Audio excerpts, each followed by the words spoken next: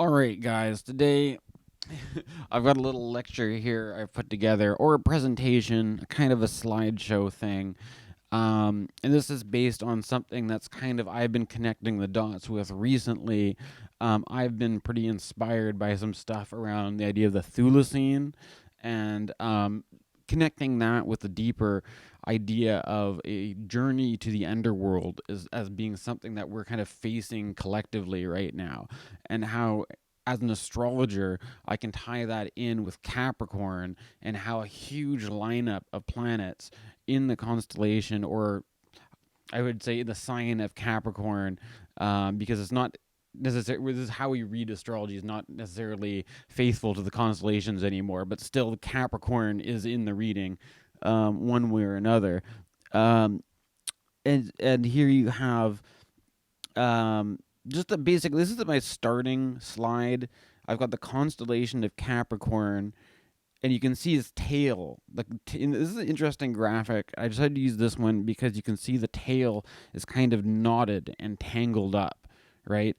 Um, and although Capricorn itself is a goat, sea goat, um, not an octopus. I think within that tangly tail is something of the tentacular, the tentacle of and um uh you can see on the right hand side there a old this is our oldest example of Capricorn that I could find as an actual Capricorn artifact from ancient times. And I think it's sort of telling that, as you'll see later, part of the theme of this talk is the economic crisis, and that the Capricorn has in some way for a long time been associated with coins and money.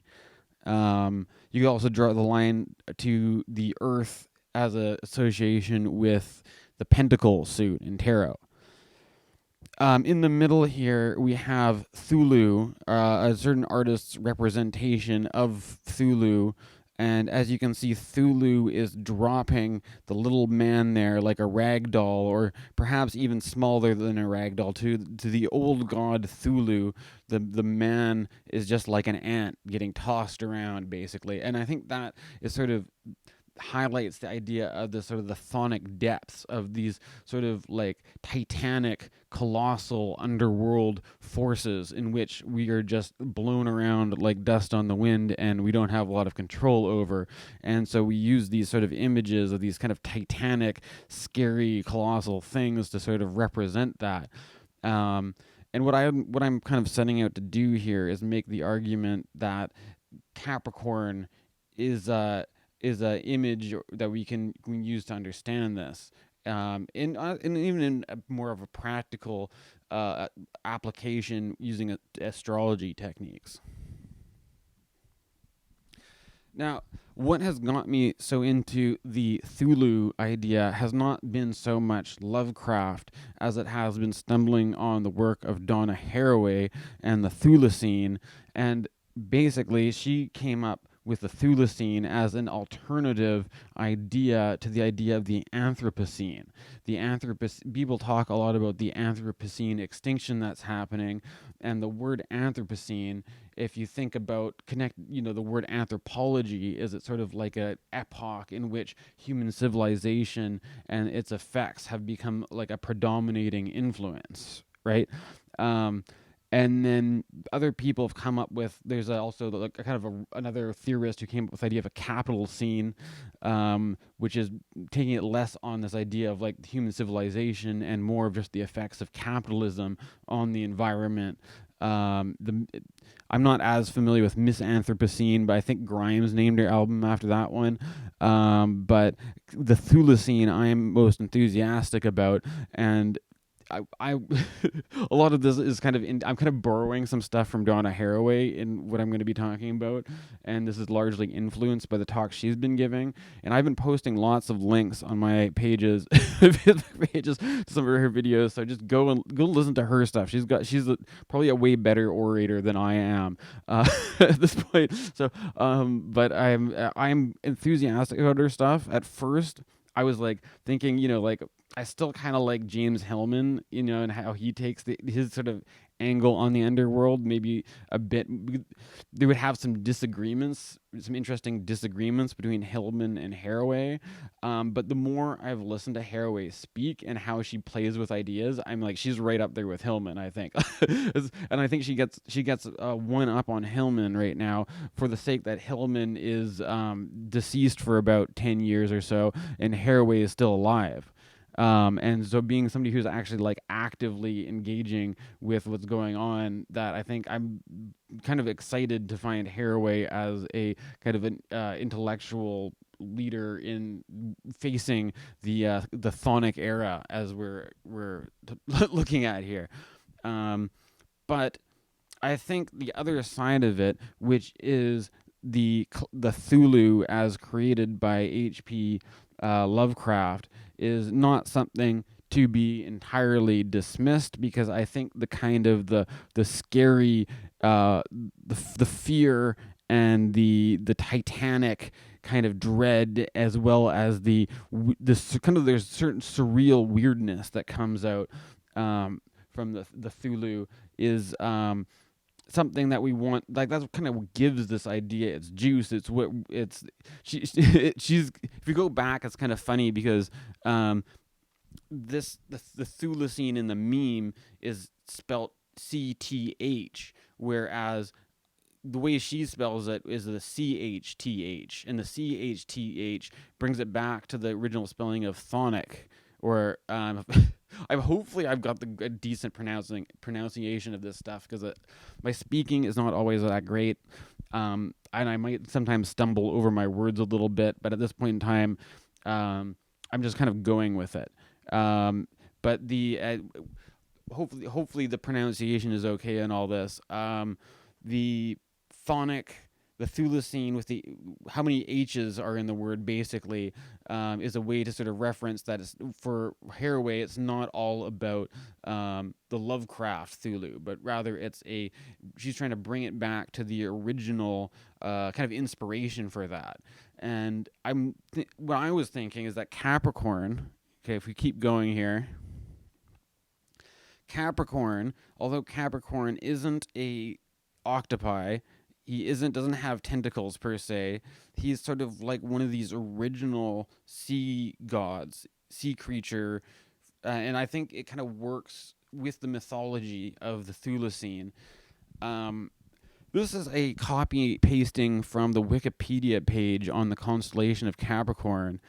And it says it has one of the oldest mythological associations, having been consistently represented as a hybrid of a goat and a fish since the Middle Bronze Age, when the Babylonians used the goat fish as a symbol for the god Ea. So then, what I've heard Haraway in her talk, she's trying to place as a date for the Thulacine, to make it not all about mankind, that she's trying to go for this primordial thing and go pre-Greek with it, right? So I mean, that's something, as an astrologer, I have to admit, all my astrology is like, even though I'm doing classical astrology, it's still, we're talking Hellenistic Greek astrology. But this stuff has its roots in something that was going back earlier. You go back to the Babylonians, the Sumerians, and the first identification of the constellations, bring it back to a much more primordial kind of thing, and that kind of primordial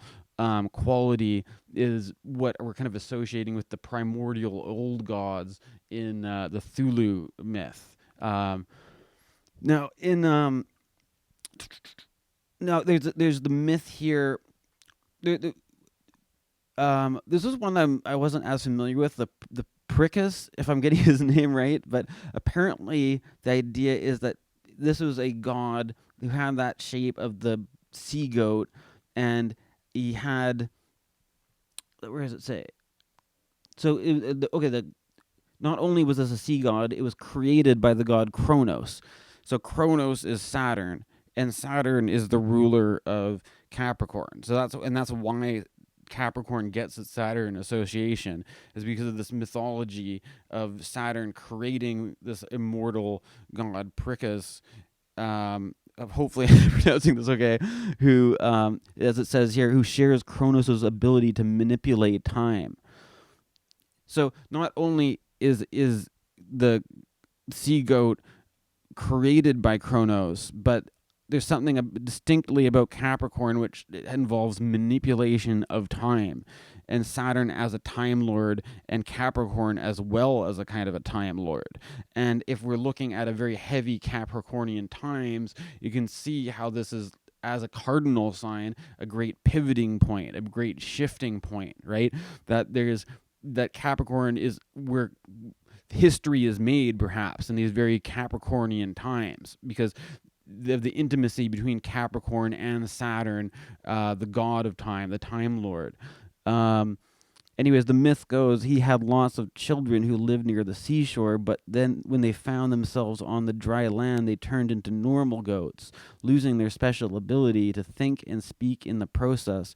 In an effort to prevent this, Prigus turns back time again and again. So there's this kind of like a bit like a Make America Great Again, a little bit like we've trying to turn back, to revert to something old, revert back to the primordial maybe, or revert back if there's something that's lost. The goats used to be able to talk, but now they're just goats, and we're trying to bring it back to the primordial, archaic world of the talking goat or something like that.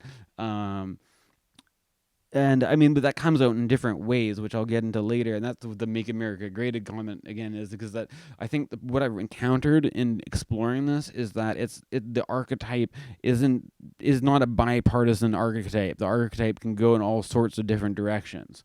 So it kind of interferes with making this a big political thing. But I mean, that could be this could be a not a bug but a feature, right? Because it helps to sort of get into the messy, like as Capricorn's tail is kind of knotted, it actually helps to bring us into the kind of knotted tangle where things are not, we're actually, rather than being neatly divided against each other, we're more tangled up here, right?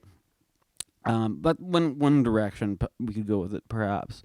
So anyways, Prigus is trying to turn back time, but he eventually resigns himself to the loneliness and misery, letting the little sea goats leave him. So, and that's the kind of the depressing quality of Saturn. Saturn associated with the metal lead in alchemy being a kind of heavy, leaden, eventually he's kind of gives up, and he's kind of a bitter, and learning he can control their fate and not wanting to be the only sea goat prompts him to ask Kronos to let him die. So this kind of bitter, he asks to die even from Saturn, Kronos, but he is not able to because he's immortal, and then he must spend the rest of eternity in the sky as this constellation, as this sign. And so that creates, it's kind of the creation of Capricorn as this eternal thing that will never go away. And there's there's a kind of dark bitterness of that, we've moved away from that, and maybe then that's sort of like that. And if you read the Cthulhu story, that kind of is in the story, because it's like this old thing that's been forgotten, but it calls out to sensitive types through their dreams or something, or sort of tries to invade back into reality and stuff like this. And I think that for me is, Haraway doesn't speak too much about this, but I think this is a really juicy metaphor and image and story that we can use to talk about what's going on in these times. And I think Haraway, even though she's made so many connections, she's only there's so many you can connect this, because it's like, I was gonna say it's like an image that has legs, right? But instead of legs, it's actually tentacles, right? So it's like an octopus. I've heard stories too about octopi that escape their tanks at zoos and stuff like this. Apparently octopi are some of the greatest escape escape artists and they can really get around. And so I think even if somebody creates an idea like this, there's something about the octopi is that it's something that is not going to stay in one place trapped in one person's tank. It's going to be something that has legs, that can move and can get around. And I think that as more than even what I'm talking about here, that's the exciting potential of it, is that you see this, it is actually an animated idea. It is its own action principle in some way. And then maybe it's fitting that the last piece here, I've included an image of some old Greek pottery in which another symbol associated with Capricorn is Pan, of course, who's perhaps a lot more notorious, a lot more well known than the Capricorn sea goat. That Pan is sort of like the horny goat god, and here you see Pan chasing somebody with an erection.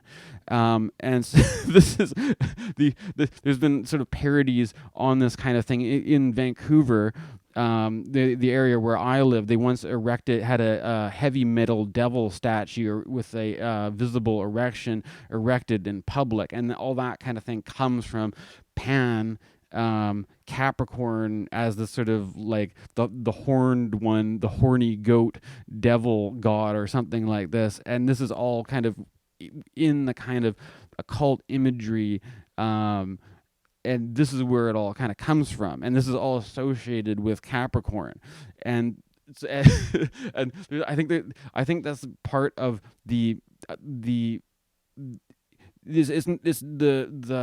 Capricorn in Cthulhu, and seeing it as the Chthulucene as an idea that that can move around and has kind of a life of its own, and also seeing Capricorn not just as a kind of a cold and depressed, forgotten about sea goat, but actually something that has its own mojo, right? Like Capricorn has its own, and I think that is another thing to consider, perhaps, right? It's got its own drive, the Capricornian desire process, or even the what is it about the passion of mythology that brings the mythic back? There's something exciting about mythology itself in some way, maybe. I don't know. I'm just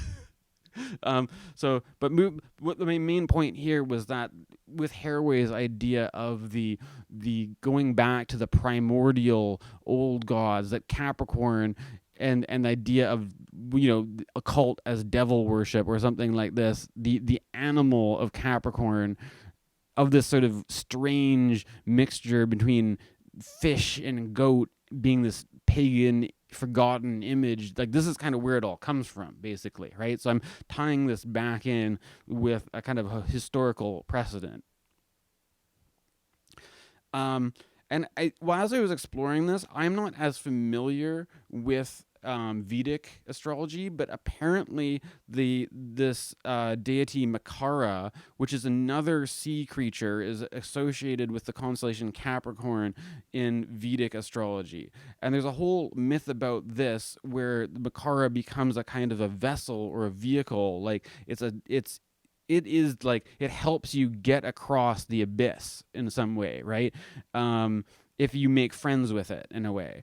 And I was thinking about this. I saw this meme going around. It's fitting for the astrology of 2020 in a way, because like that was actually this scene. I think it's from the Never-Ending Story.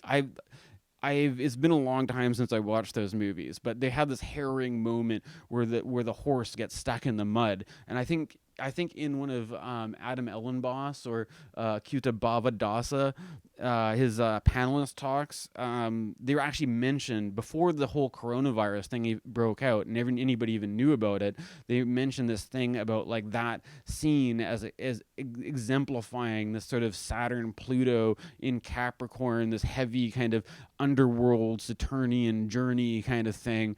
And and I mean, I know we have memes where that's being used to describe 2020. So I think that's a great confirmation. I mean, it's one of these things is good with good astrology, but not necessarily a desirable thing to want to go. You have to go through, but it's good for to see the astrology work like this, right?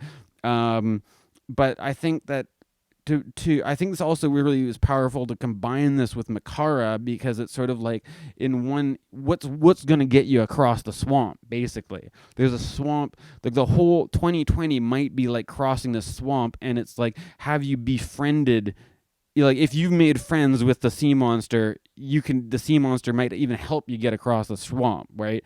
I don't, but maybe you don't try to say it's there's different cultural interpretations of the Capricorn image and different myths and stories that go with it. And I'm not as well versed in Vedic, but I think Adam's probably mentioned this story about saving something and nurturing it, and you're nurturing your practices or something, nurturing your spiritual practices, and then it becomes this thing which helps you cross those dark times.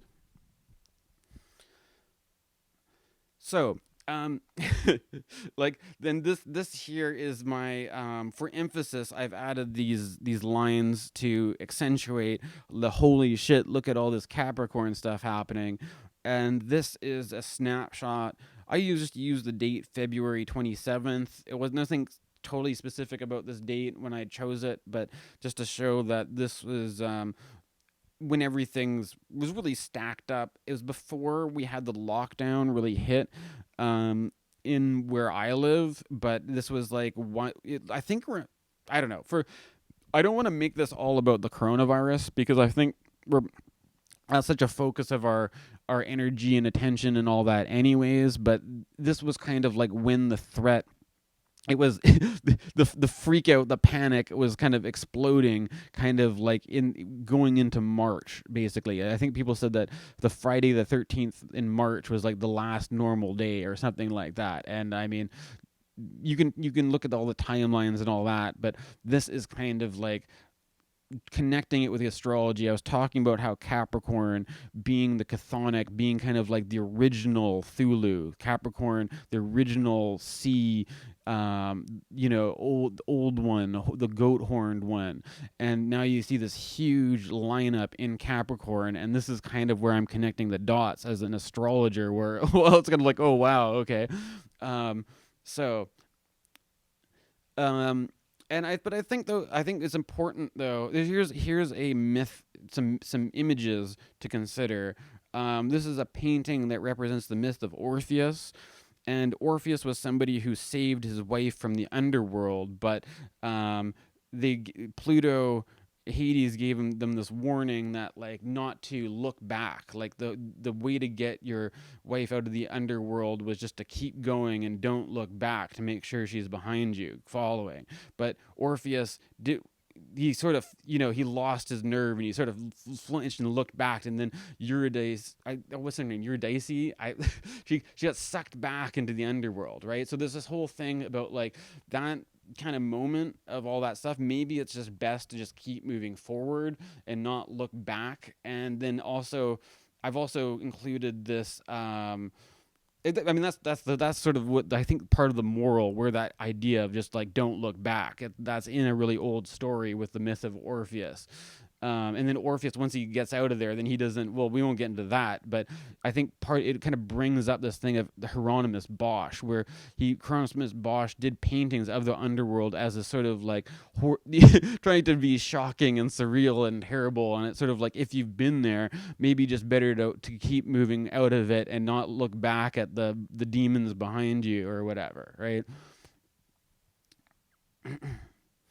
And I was also thinking as I made this that how can we talk about the chthonic, or I'm mispronouncing the chthonic, without talking about the H.R.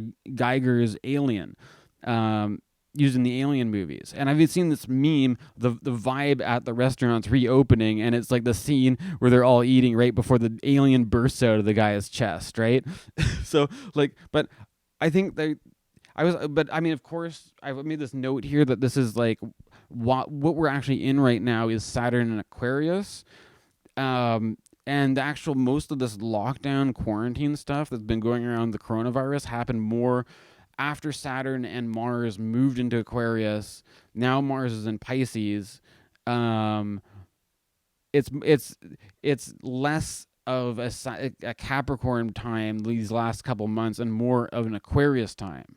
But the thing is, now you've got Saturn turning retrograde, heading back into Capricorn, and so I think it's an appropriate time to make a video like this, because I think we're going to have a revisitation. We're not done with the Chthonic, we're not done with the Chthulucene, we're not done with the Underworld. We're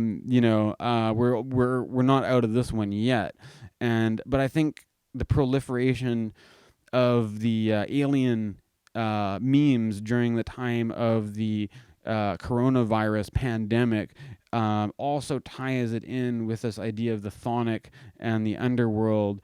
And here there's another one where Ripley is saying, listen to me, if we break quarantine, we could all die.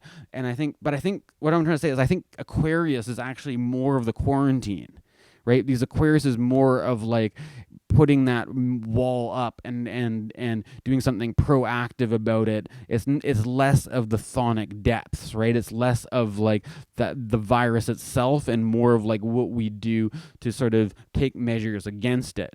Whereas if you look at the sort of the space age sort of like the white kind of futuristic setting for Alien, that's sort of more Aquarian, I feel. Whereas the Alien itself is more Capricorn, maybe. That's kind of how I interpret it, anyways. I mean, people could also there's a lot of stereotypes that go around that talk about Aquarius as being kind of like, they're like, oh, we're like all from outer space and we don't understand how you Earth people do things because we're like, quirky autistic people like the Big Bang Theory or I mean that's kind of what like Aquarius gets as a stereotype a lot of the time. I'm just putting it out there. I'm not saying that's how I agree with it, but we're talking about personality stereotypes in as they get used. So but people thinking that might make an association with the alien as being more of an Aquarius thing. There could be a line to go with that too. So that's perhaps something to think about as it moves more into Aquarius maybe, but I still think there's something about that primordial. It's like the myth in some way is you've got this future society which is very Aquarian, and then like that sea goat who is a little bit depressed and a little bit resentful that it's been forgotten. I think the alien represents this forgotten primordial thing where people are trying to like have this this futuristic society that's protected against all these primordial dangers like germs and viruses and parasites and all that kind of thing. And that kind of tension is actually, you look at the difference between Capricorn and Aquarius, two signs which are actually in aversion to each other. Aquarius doesn't see Capricorn, right? And that aversion, that's another idea I sort of was thinking about with this, is what I would call the blind spot boogeyman, right? And if you think about the Alien movies, the first one, that you rarely see the alien. It's often they play with this thing like it's something hiding in the corner, and then like there's even these scenes where it's visible but you don't notice it until it starts to move or something, right? That's a great way to talk about what's going on with this dynamic between Aquarius and Capricorn, and that we've moved into Aquarius to sort of get away from the Capricornian Chthonic underworld of viruses and corruption and all this kind of thing, but we're going to retrograde. So it's like, it is very much like Alien in some way, I think. But the thing though too I want to mention is that it's not all just about a virus thing. And all these people, yeah, I'm completely sympathetic anyways. I mean, I don't mean to make this about my own personal political opinions, but I think fear around viruses is one thing, but fear around economic collapse is a completely valid other thing, that what we're dealing with here is not just about viruses and all that, but what we're dealing with is a financial situation. We're dealing with bailouts. We're dealing with uncertain economic times, uncertain futures with politics and all this kind of thing. And as it's like characterizing the millennial generation, because we've lived through two of these big crashes now. And as an astrologer, I find this really interesting. I'm going to like pull up a chart here. This is my next slide. Let's look at what happened around the time of Occupy, well, not Occupy Wall Street, but this is the 2008 stock market crash. To use as a date for like to look at what's happening with the stock market crash in 2008, I'm using the bankruptcy of the Lehman Brothers. If again, hopefully I'm pronouncing their name right. But this is the biggest bankruptcy filing in U.S. history. And it says here it's also the largest decline since the September 11th, 2001 attacks, right? So it's like a pretty historical moment in terms of stock market crashes. This is the biggest bankruptcy filing ever, right? And so this was quite a while back. So this is 12 years ago. But first of all, if you're an astrologer, you know that the planet that goes on a 12-year cycle is Jupiter, right? And if you're also an astrologer, you also know that Jupiter is in its fall in Capricorn. Now, it's interesting. There's been a video you can watch on the Astrology podcast where they talk with Benjamin Dykes, and they've recently kind of discovered the original origins of the theory of exaltation and fall.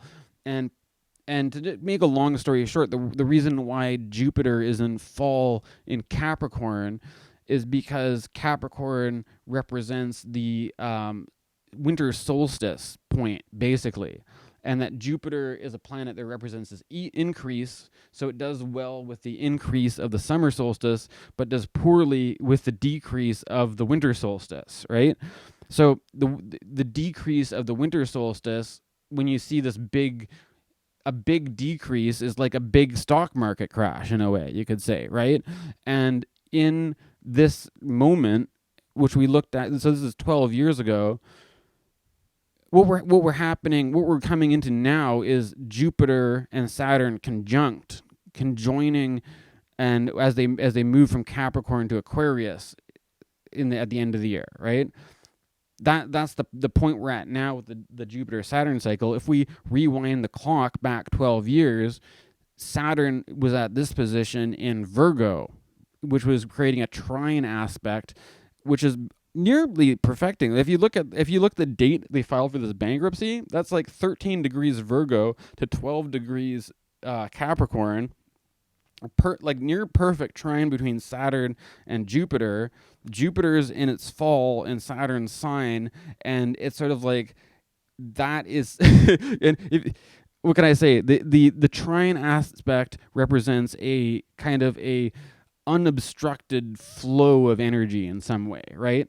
And when you have an unobstructed flow of energy between a planet that represents endings and disease and decline and winter and stuff like that, between the planet, a suffering Jupiter in that sign, it's like it's like the dam has broken and there's a huge fucking crash, and that's pardon my language, and that's what happened, right?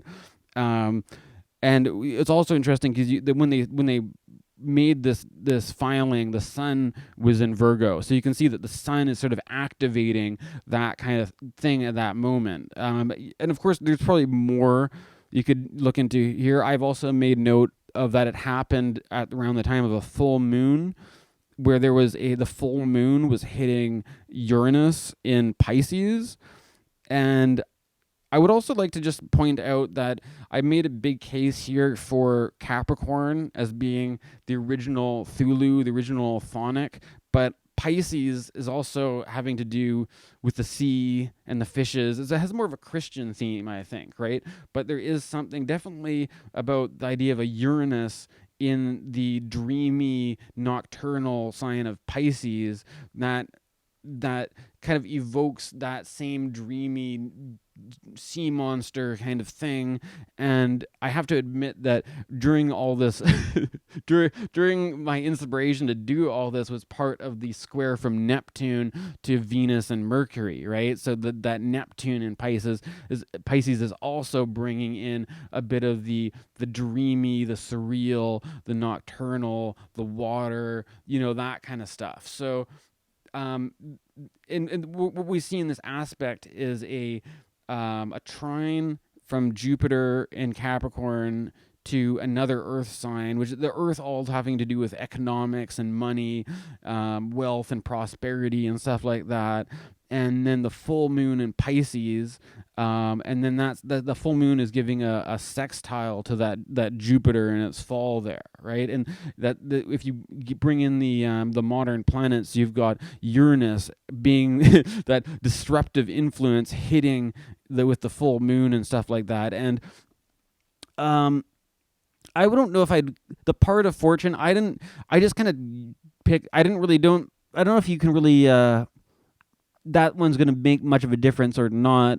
I kind of just threw in a random time. I wasn't really I wasn't that specific about my time of day, and I think that might affect the placement of the part of fortune. But I mean, if you see the part of fortune around the full moon with Uranus and how I cast the chart, I think that's that's also an interesting indication there. But I won't get too far into that one right now. So what this brings me back to Donna Haraway, and she used this image of Octopi Wall Street. So we are the 97%, and it's all about the kind of like looking out for these sort of the primordial creatures that have things about like jellyfish and invertebrates, that if you think about that idea of Capricorn being this old thing that's been forgotten or something like that, that this is one direction that you can take it, is that Haraway is a biologist as well as a philosopher or whatever, and she's really a lot of what she talks about is like the material actually working in things to do with scientists and addressing these problems of the environmental impacts and extinctions and stuff like that. And in some way, I think that we can cast all this as a way we tell the story about that the Capricorn and the Chthonic being standing up, being a god that is a nature god in a way, that is a god that is keep holding us responsible to the environment, because I think that is something archetypally that Capricorn is really about. It's really knowing the ground you're standing on, the lay of the land, and the history of it, because this is all Capricorn itself is a Time Lord kind of symbol, and and being accountable to all these forces which came before you and are the fundamental forces of your evolution, that kind of thing, right? So I think there's great. This is why I'm very excited about Haraway's stuff. But what I'm doing this talk is not just strictly talking about her ideas. I'm kind of connecting it with all the stuff that I'm into. And I think with the Octopi Wall Street thing, we can take it. We can also look at the Chthonic as something as the stock market crashes and the fear that comes up around the other. And here we have one direction that could be coming up is the this post from Bloomberg here. It's a modern dilemma for the ultra wealthy. A yacht awaits, but how to safely reach it without exposure to the germ-ridden masses, right? And so I think this really captures this sort of like this chthonic fear of the germs, of the germ-ridden masses, the multi-tentacled menace, coming at you, and it's sort of like this hidden thing, and you don't know what corner it's going to be, and that's all. That's woven into our story of wealth and capital right now in some way, because like if we're wealthy, we can afford to have some place to shelter in place. We can even have a nice yacht vacation, but we have to. How do you avoid the the germ-ridden masses, right? This is just one possible direction that you see it playing out. And it's being not just about the underworld chthonic entity of the virus or the menace, but it's also to do with the resource management, right? And the financial economic issues that are in the problem. So, and here what I'd like to highlight as a play on words, but part of what we call the rule by people who are really wealthy is the plutocracy, right? And Jeff Bezos here is raking in a fortune as part of all this bailout. And you can connect this archetypally with the last time there was a big bailouts of the big banks in the Obama era. That was also when Jupiter was in its fall in Capricorn. So there's something that seems to happen when Jupiter is in Capricorn that involves involves the rich getting a lot richer and the rich cashing in on all these bailouts. And I kind of included in the corner there a picture of Pluto or Hades, and this is him riding his chariot, but he's got a maiden there that I think that's Persephone that he's captured.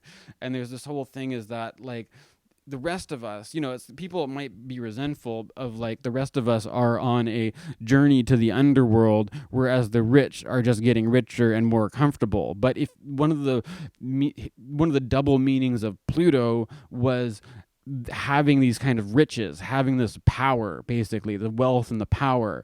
And what I'm kind of suggesting here is that the wealth and the power are not related to the underworld by some kind of mistake that everybody else feels like they're going through hell, but somebody else is profiting off of it. That people, that's the whole thing, is that there's something about power that puts others in the underworld or takes people to hell. That is something about the archetypal nature of the plutocracy in some way, right? At least these are ways that we can like kind of play with it, but see how what's going on with the bailouts can be understood through an archetypal mythological lens, basically. But I'm careful about getting too political with it, and I was kind of looking around for images to use, and this is a good example, is that when we're talking about using the octopus, the multi-tentacled menace, as an image to talk about different enemies and things like that, is that it can be applied in all sorts of different directions. So here are two French posters, one talking about the menace of communism, the red octopus, but then another one saying America as a similar menace, and this is basically the reaction against the colonization of culture, where America and Hollywood and the media basically tries to sell its franchises across the world. We're gonna sell Star Wars and the Avengers and Disney and all this to like it's become a global thing, but it's an American money making machine trying to get a stranglehold on all these other cultures or whatever, right? I mean, that's just at a and that's at a cultural level. I mean, not to mention the Americans' role in the Middle East or the Americans' role in South America, undermining different governments and sowing conflict and disarray. So, I mean, I think that's one thing when we're talking about this problem, is that it's not so easy to just pin it on one particular political angle. And the politics behind the Chthulucene is a whole problem in and of itself. I'm going to take a break now and resume, have some water and resume a bit later and in this video. But we'll explore more of this problem of the politics of the Chthulucene. So what we see in this slide is the octopus political image used in a number of ways. Here we have the standard oil octopus, or the standard octopi, as I have labeled it. Now, I don't know. I think when you compare this to like what Haraway is doing, it's she's kind of speaking up for the actual cephalopods and invertebrates and octopi themselves, and that perhaps it's not. We use the octopus as a kind of a demonizing image to cast. One of the similar things you see in these slides is it's used to portray the menacing enemy, right? but it's kind of ironic in some way because in this we have such a menace to our sea life that we're facing now, and where did that menace come from? All the plastic pollution, for example. That plastic is a petroleum byproduct, for one thing, right? So like the I think Haraway, with her way of talking about the Chthulucene, was moving away from this thing of the octopus as enemy, but maybe it's still maybe speaking to the sort of the fear that was there of uncomfortable times, of the kind of the paranoia or suspicion, or that comes up when dealing with these sort of like underworld or plutocratic kind of things. And I think one of the things I found doing this was the image on the right, which is the label is probably too small to read very well, but it says the La Hydra aristocratique, or the aristocratic hydra, basically. I think this is the French Revolution. You see, it almost looks like those old alchemical drawings from Hermeticism, but you have the hydra with its tangled tail. That was also maybe a reference to that Capricorn thing, the Capricorn tail that we saw in the beginning. So that's a kind of an old reference of the Hydra, and I think that was if you see above, the Hail Hydra has been turned into a Marvel thing as the kind of the tentacle underground. I think the Hydra has more of a kind of a Nazi thing in the Marvel universe, right? But that this idea of like the Hydra or the oil conglomerate, like this big tentacled menace, is something that's been used in many different directions to represent different kinds of things. And it's not just we're not just talking about one kind of thing here, though. So I think that's, rather than, I'm not making the same move as Haraway to make it all just like, let's forget about these other ways, these other things, and just move towards like retelling the story in a way that helps us get what the result we want. I'm kind of more being aware of the full scope of all these associations, right? I find that a bit more interesting and maybe a bit more illuminating too. Another one comparison that Haraway makes is between the Ood from Doctor Who. Now, the Ood were a kind of a collective race that were kind of turned into slave creatures by this kind of device that they carry around, and Haraway compares that to maybe the current generation and the iPhone usage, right? That they kind of become iPhone zombies and turned into corporate slaves. But then in the Doctor Who story, there's a kind of an Ood uprising. As you can see, the shot at the bottom is where they have those devices, but they're in the process of rebelling. And then the top slide is the Ood in their more natural, dignified. They got the candles burning in the background. It's more of the deeper spiritual nature of the Ood, right? And so, I mean, I think that's sort of, you can see the Ood as being a good modern myth we can use for a kind of a collective cultural revolution, where we're kind of moving away from the technocratic slave society, and kind of reclaiming these kind of primordial tentacular connections, which tie us together. And I think that's one of the threads you see in the conversation that's being happened in the coronavirus is a reminder of how interconnected we are, but sometimes the actual means of interconnection is sort of like a little bit of that invisible underworld transmission of the viruses and the parasites and the things that kind of creep us out or something like that that we try to protect.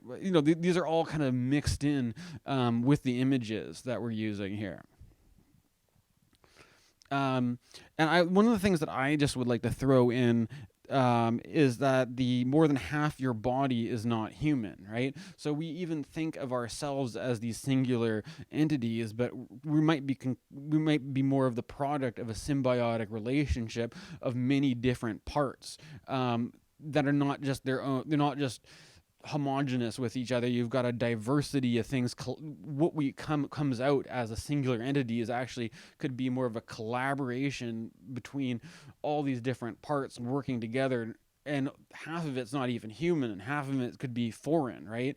And I think that in a sort of time when we're concerned about walls, and we're concerned about protecting against contamination, and there's this sort of purity politics too, right? Trying to keep everything clean and pure.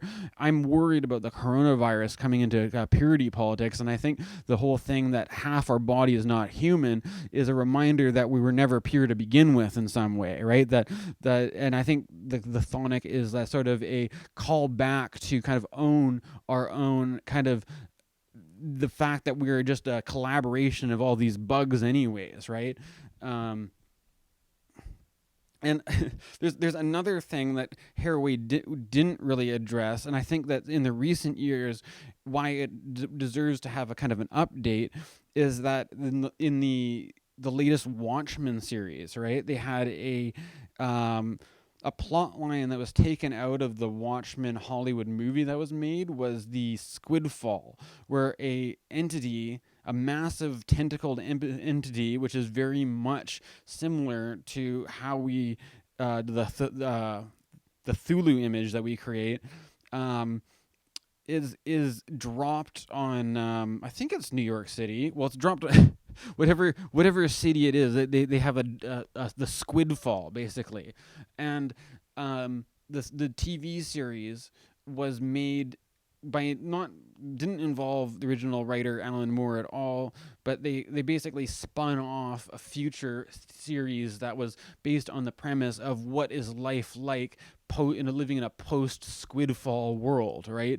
And here you can use that idea of Squidfall to sort of represent any kinds of, I think it's a obvious one is like the trauma of September 11th and what it was like to live in a post 9/11 world. But curiously enough, I think that the whole Squidfall thing can also work for what we're entering into now with the coronavirus. This idea that everything's been changed and there's been a big shock, and I think part of the Squidfall thing, which is interesting, is that it emphasizes the biological side of it. There's something about the potential biohazard, right? Of that is kind of underscoring the current climate that we've entered into. And I'm starting to feel like this Watchmen series was actually strangely prophetic, right? And these are all things that I've made. I kind of like would post a little like link here and there, and I don't know, like I'm partially making this video just to sort of explain sort of the connections I'm making and what I'm doing here, and hopefully people won't think I'm too crazy and you might kind of understand my line of thought here. Or maybe you just think well, we won't get into that stuff right now, but continuing on, this is one thing that I found in my research what I thought was particularly telling, and this is it's kind of a mock infographic that they made to promote the new Watchmen series. And it's like the instructions, Squidfall, what to do if driving, safety instructions. So they have these DIE detection towers or sound alarm. Keep radio volume low to listen to it. So this thing, I mean, it almost kind of reminds me a little bit of the 5G towers, right? Like you can sort of see a bit of the comparison there. But then as immediately pull over to the side of the road, driving during Squidfall is a $500 fine. And so the thing about the lockdowns and the empty streets and like the like enforcement against like keeping off the road during Squidfall, I think there's a kind of a parallel there. But I think the most telling is number 3, where it says shelter in place within your vehicle. Like I've never heard the term shelter in place used so much before as like I wasn't even really know that was a phrase. It was not part of my familiarity of my popular lexicon. But here you see the word shelter in place used to describe the Squidfall, and there's something about even the image of just being assailed by these squid as being sort of it's kind of metaphoric for like the virus, exposure to viruses. Do not leave your vehicle until the alarm ceases. And what is that but like a total, like this infographic is weird. You can look on the Watchmen HBO Facebook page. They posted this graphic in November 2019. So that's months before they think the coronavirus was even really identified, let alone there was any lockdowns or anything. So like you can start to see this stuff kind of emerge into the public consciousness from the chthonic depths, I would say. Like this is probably something that has come into the pop culture from the underworld as communicating a kind of a prophetic warning. So I'm just, but I don't know. At least that's a theory anyways. This is definitely some weird connections that I'm making, but I think there might be something to it.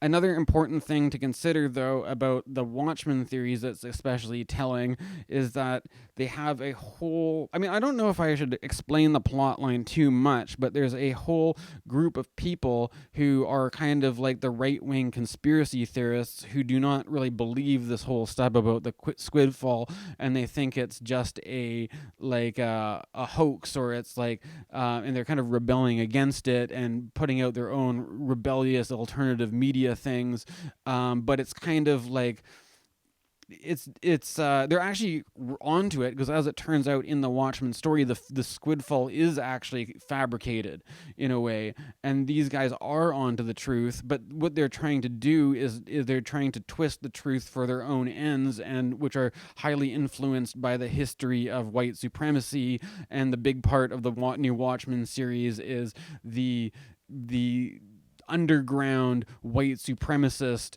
movement, and that being its own kind of sort of like kind of tentacle like entity which kind of infiltrates politics and the kind of underworld of the right wing politics or something like that. And so I mean, this is a big can of worms here. What I'm going to say is it kind of goes off in all these different directions, and I think part of this sort of spooky underworld kind of thing, inevitably we run into this stuff.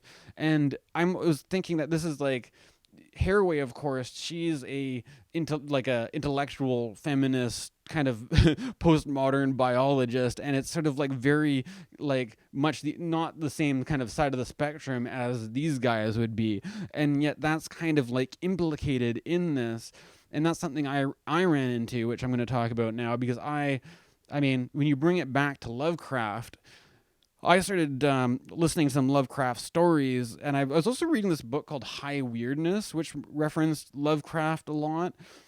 And I mean, I'm much more of a Philip K. Dick fan, but I think there's one thing in common with Philip K. Dick and Lovecraft is Philip K. Dick makes use of the idea of the Eldritchian horror. And one of my favorite Philip K. Dick books is the Three Stigmata of Palmer Eldritch. And I think I'm just going to leave that as a kind of a note here. And if you want to go explore that one yourself, you can go check that out. But when you're tying the Lovecraftian into like altered state of consciousness, different things that do with mental health and madness, and what are the sort of the spiritual or shamanic underpinnings of that. I think it's this is another very fertile territory to explore, but part of that thing was that it's not stuff that's always taken very seriously, and so this kind of stuff was relegated to the bins of like pulp fiction, kind of like trashy pop culture kind of stuff. And so here I have a poster from a kind of a one of these sort of cheesy pulp fiction kind of things. The subtitle there says "Thrill to the Demon Rites of the Witch Goddess," and you kind of have some sort of like it looks kind of almost like heavy metal art on the right hand side, and this is the kind of the trashy, sleazy, cheap thrills kind of pulp fiction world where we're kind of tapping into here. But what I found reading Lovecraft especially the Cthulhu story, was that the original Cthulhu story I actually took to be pretty racist in a way, because just to put it simply, like all the pirates and stuff like that, or all the cult worshippers, they're all either mixed race or the black people, and it's really like this fear towards like the older traditions and or we would say non-Christian religions of indigenous populations, and that being kind of like demonized and being made out to be this big kind of boogeyman kind of thing. And I'm just pointing that out because I realize there's a lot of problems with it, but in a weird way, like those kinds of prejudices, that ties it in. Like you do that loop back into the Watchmen and see how the part of this whole thing about the conspiracy, right-wing conspiracy culture is rooted in this world of pulp fiction, weirdness. It's kind of trashy, right? You can't avoid the trashiness of it. It's part of the territory, and that includes all this stuff which would not really be politically correct and acceptable. But I'm just, one of the things that kind of brought my attention to this was that I've encountered some writings on the topic of voodoo, for example, and I think that's kind of what Lovecraft kind of uses as like a horror device to try to like create a kind of fear around the Cthulhu cult. And so this is an abstract from a thesis that I found talking about this. Hold on, just have a sip of water here.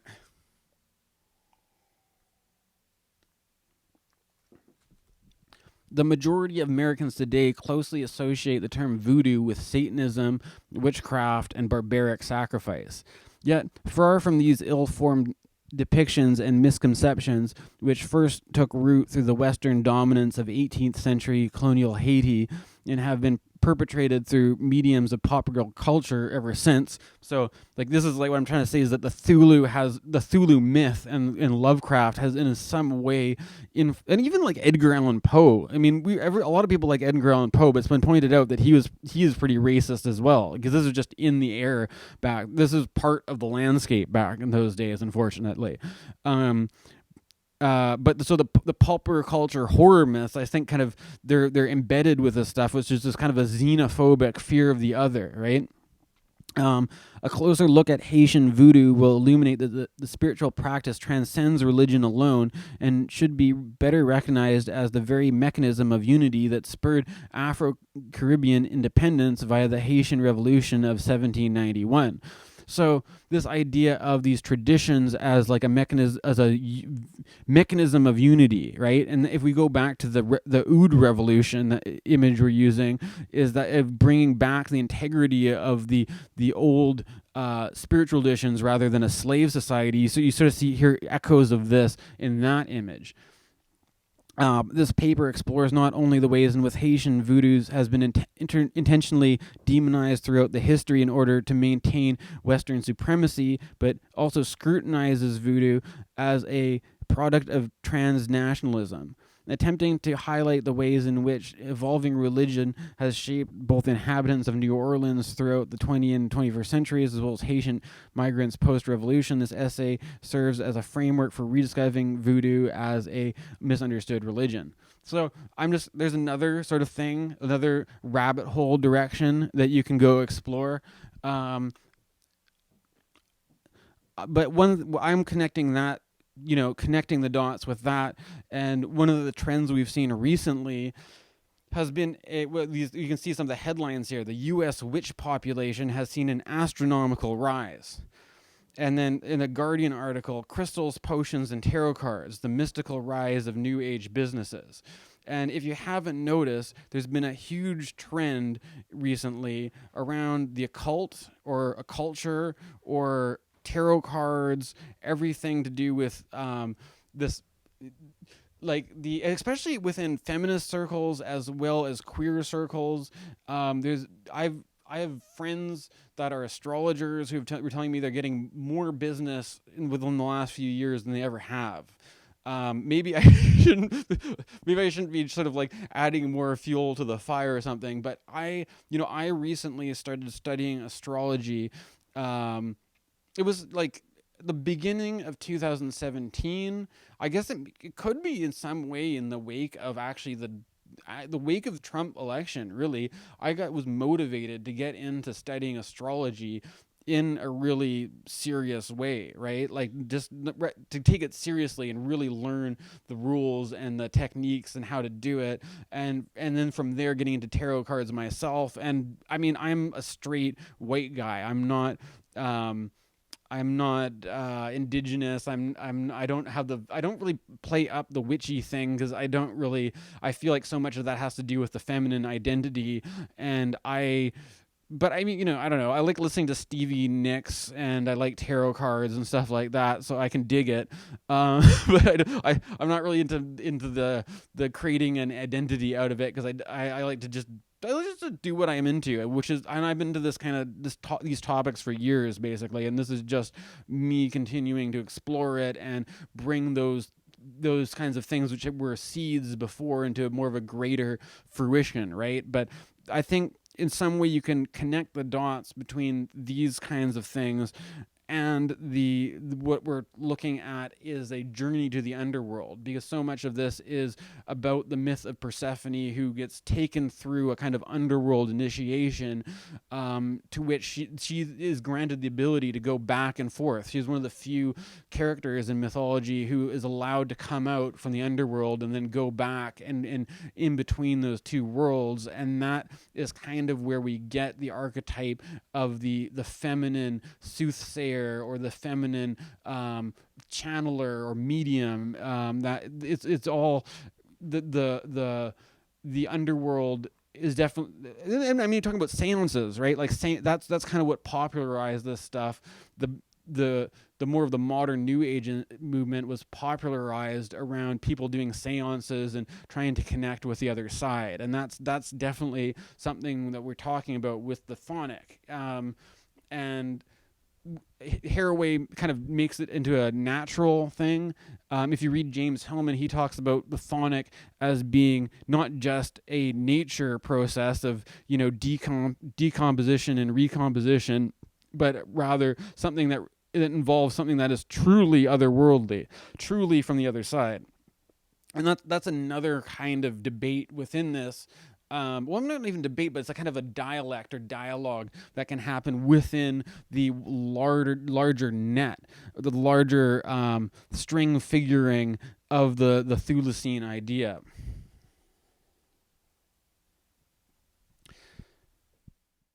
So I'd just like to finish off this video by looking at something I was playing around with astrology, which is to take which is basically the birth chart of the USA.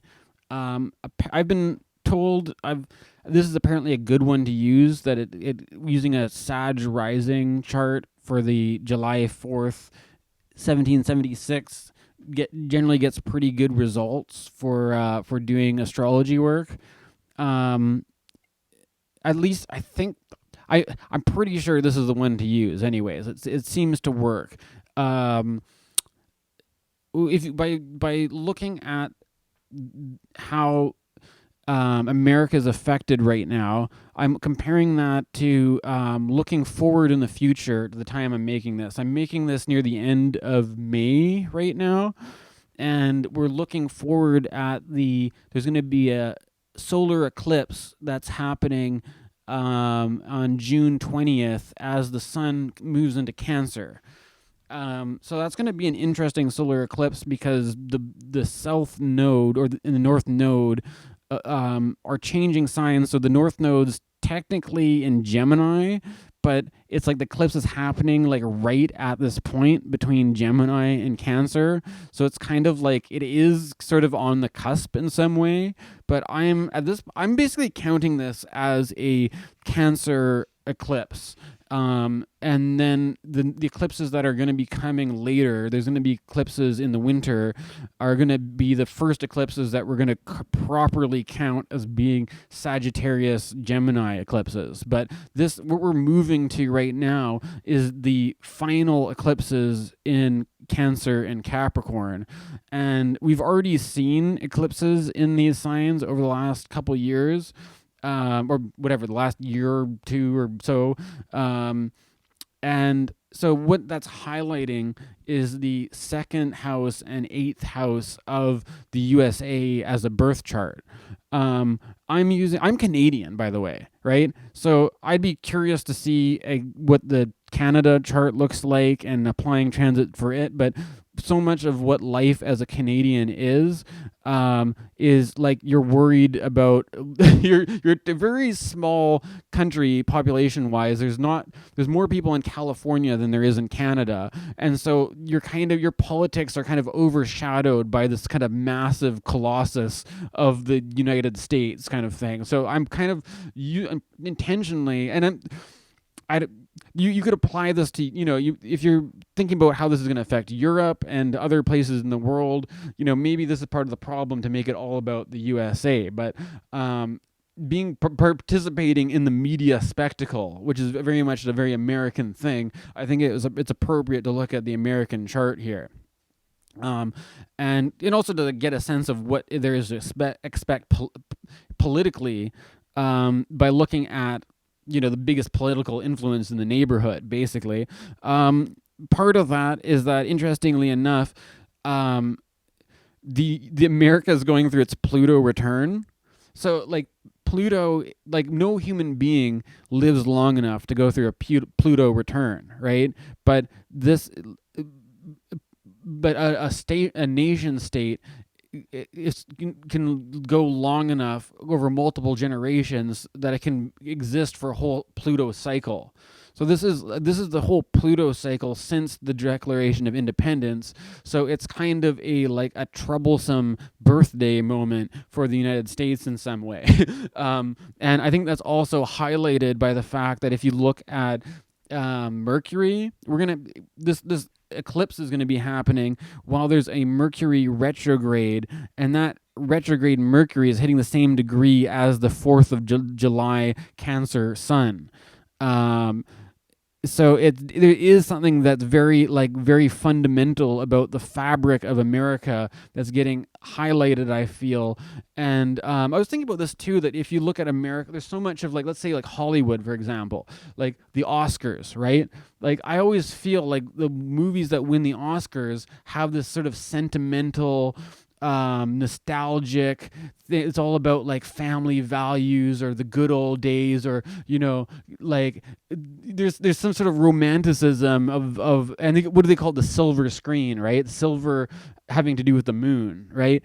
And Cancer, it's this sort of Hollywood romanticism and wholesome sentimentality, and it's I feel with the States it's that Sweet Home Alabama, that sort of with in the face of all the problems, the patriotism is a sort of faithfulness to the family and your roots and all, and this is all very much Cancer stuff. And I think that's so, you see the Jupiter and Venus in Cancer there. I think you can really see that being at the forefront of American consciousness, right?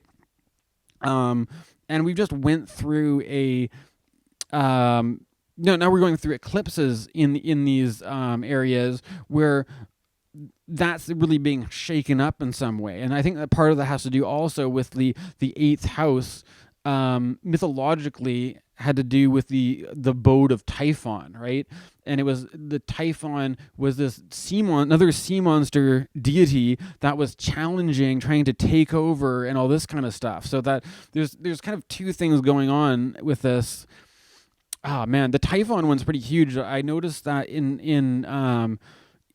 the earlier slide there when we were talking about Pan, on the Wikipedia article, it said that Pan turned himself into a sea goat to try to get away from Typhon, right? So Pan transforms into the Capricorn figure to escape Typhon, right?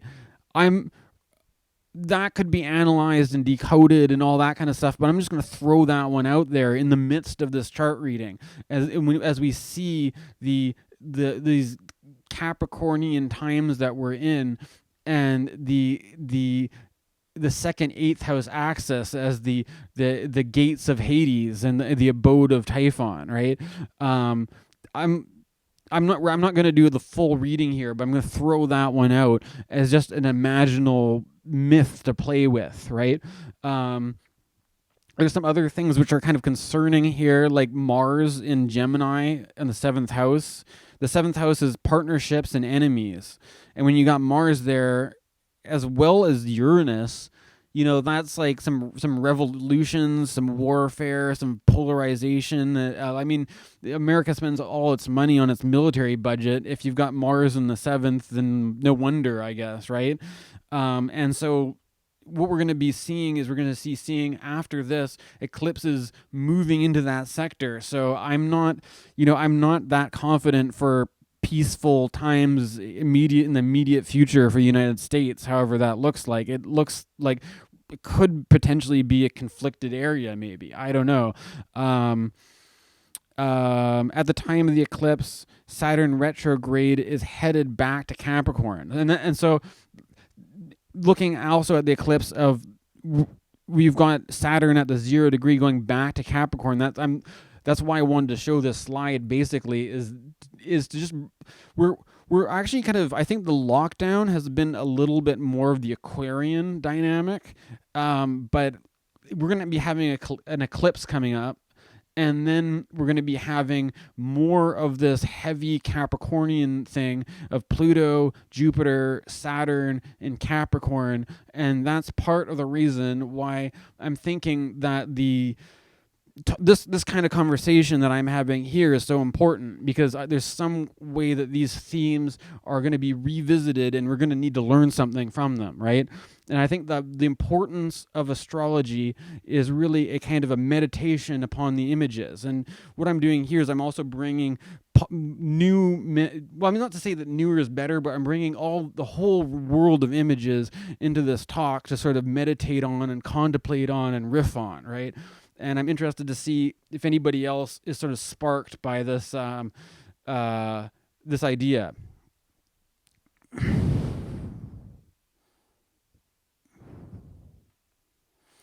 And I would like to conclude here with the final kind of thing, that one of Haraway's ideas is the signifier SF. And one of those things is the string figure, right? Which is, I think part of what I like to do with astrology is, like, I have a mind that likes to connect the dots and draw lines from one thing and the other and sort of weave these webs. And actually that the fates, the Moira, which are seen to be above the Greek gods, above the deities, these more even more fundamental and primordial, were seen to be the weavers of fate. That the fate that we're bound to is seen to be like a kind of a net that is woven, right? And that in my own process here, I'm talking about a lot of different things that may not be immediately connected, but the whole process is an act of string figuring. And another one of these SF signifiers is speculative fabulation, right? And I think that rather in a world where prediction and prophesizing can often be seen as kind of like, people might have their reservations about it. Like maybe it's too much of a kind of new age thing, or like people are just trying to rip you off your money. I think, we're just like everybody else in the world. We're doing speculative fabulations. And I think that's part of just trying to figure out, where we're going and what we're doing, right? And I think astrology is a tool I like to use. Anyways, I won't get too into trying to promote astrology or defend astrology, but that's part of what this is, very fundamental part of what this video is about. But these are the string figures are drawing lines from a number of different points. So I've offered different points of which I'm string figuring here in this list. The sort of the trauma that comes from the shock, and that could be either economic shocks of depressions or stock market crashes, but it could also be the ecological crash, the ecological crisis, the extinction rebellion, and all that kind of thing. You've got the Epstein underworld. This is one thing I didn't really go into too deeply in this video, but if you want an example of a conspiracy that's probably real or that the people are actively trying to cover up, I would look into Epstein and the royal family and the whole all those people that are implicated in that. That's a very and that is you combine the myth of Persephone, which is essentially a myth of an abduction and a rape, and the power of the plutocracy of the elite who are using those kinds of tactics of big blackmail networks and things like that. And this is uncomfortable truths which have been brought to light through this whole journey to the underworld. I mean, this also connects with the Weinstein and the Me Too movement and all this. But I mean, you can also connect that with, you've got in some way these dark times maybe are also, it may not seem like a direct connection, but there's a parallel. There's an increased interest in the occult, the old gods. And so I've kind of scattered that throughout here. But there's also the blind spot boogeymen, which I like to call them, which is like the coronavirus being something which very much caught us off guard from our blind spot, and all the kind of fear and panic because it's something that we don't have an immediate answer for, and to be like, oh, the numbers are wrong, oh, I don't know and projecting all this stuff into that unknown, right? As well as the act of demonization. There's the demonization of the older, more occult things. There's the demonization of people who hold different political views than you. There's the demonization of the whole of the Cthulhu himself. That maybe Capricorn and the goat and stuff like that are things which are reminding us to come back to our natural selves, but we've demonized that part of ourselves and we've turned the goat into a satanic thing when really it's part of the natural cosmology as much as anything else is, right? And that sort of the horny goat and the Adam Ellenboss, or Achuda with his new name, has talked about the pandemic pandemonium. In a Haraway talk, they've also talked about like the awakened Godzilla, like, oh, Godzilla's awakened from the atomic bomb, right? And these are the monsters that are unleashed by the kind of the misdeeds of humanity. That's another part of the myth here. And from that to Occupy Wall Street, right? Is it the tentacle entity? Is that a financial tentacle entity, or is it the slave rebellion against it, as we saw with the Ood, right? Mythic storytelling and urban legend. I mean, that's the whole I think a lot of the conspiracy theories is just speaking to the absence of mythic storytelling in our culture. And what I'm attempting to do here is try to redeem that by seeing how we can use these imagery and these legends to enrich our conversation rather than distract it into something that is used to distort and confuse and give people misinformation. And we're actually enlivening it, because the way we talk and communicate is with images, is with imagination, right? And that so many of the more sensitive and the more imaginative people are pathologized, right? And I think that's another part of the conversation. I've heard the mental health side of the coronavirus crisis as being called a tidal wave, which also brings back the squid, which brings back the tentacles, right? And I'm not here to romanticize mental health, but I'm here to provide what Haraway calls more contact zones with the tentacular, with the otherworld entities, right? That often come into our stories of demonization of the other. Demonic possession of alternate states and of mind and stuff like that, and the fear that we have of the unconsciousness, and how all these things turn into a scapegoating of the one who we call sick, right? The scapegoat is another Capricornian thing. The scapegoated horned one, right? And but I mean, then it's also is like, if we're scapegoating that, is it also a scapegoat to blame the plutocracy, right? Or like, how do we deal with these people who profit off our fears and use the underworld trip as a means to gain power and control, right? And that what is the purpose of the rise of witchcraft in a culture in response to the troubling times and the fears we're facing as a collective right now. And what I'm presenting is not a unified answer telling you what to think about all this, but rather I'm drawing a complicated string figure, which, as in you can see as the symbol in the left, can have occultist pentangle, a tangled pentagram of associations from which you can draw and create your own meaning out of, or participate in a kind of a myth-making process as a culture, rather than just being victimized by the misinformation of those who would like to try to manipulate you, right? To try to familiarize yourself with these modes, and so that we can kind of empower ourselves in these troubling times. That's kind of where I'm going with all this anyways. And this is my presentation on the Chthulucene, the Chthonic, the coronavirus, and Capricorn.